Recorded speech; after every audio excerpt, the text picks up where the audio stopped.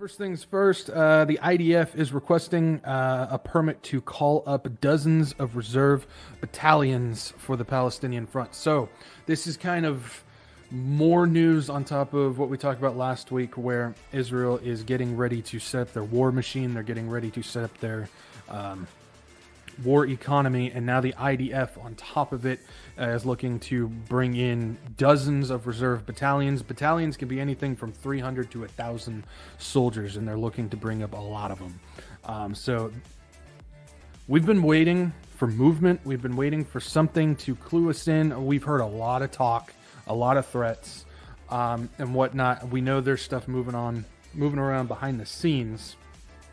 But we've been waiting for some type of sign that Israel is going to act on this Iran nuclear program. And right now we are seeing that. The past couple weeks we are seeing they are finally making moves that we can see, and that is preparing that economy and calling up these reserve battalions. Now the IDF, these reserve battalions aren't necessarily going to be for the war itself, but they are going to be for protection of Israel against the Western Bank, Gaza, and all that stuff. So this is going to be in the Hezbollah stuff, these terror groups that kind of surround Israel. So they're preparing all fronts, both defense and offense on this. So that's big.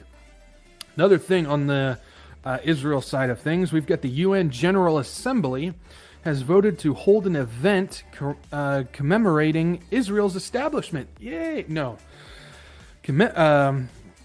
They've voted to hold an event commemorating, I don't know why I can't get that word out, commemorating Israel's establishment as a catastrophe. Yeah, that's a bit different. This is basically full-on stance against Israel. 90 voted in favor of it, 30 against, and 47 abstained. So the majority voted in favor of this thing. The U.S. and the EU did stand against it. At this point, though, that just seems to be more of a kabuki theater type thing. We know the U.S. is actively working against Israel, and I think the EU is just doing that because they're relying on Israel for gas now, because we know what's going on with that gas deal.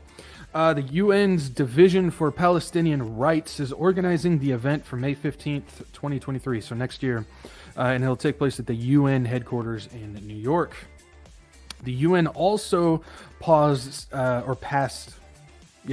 several resolutions calling for Israel to cease imposing law and order in the Golan Heights and the Western Bank. So basically the UN is saying, we need you guys to stop enforcing your own laws on your own territory.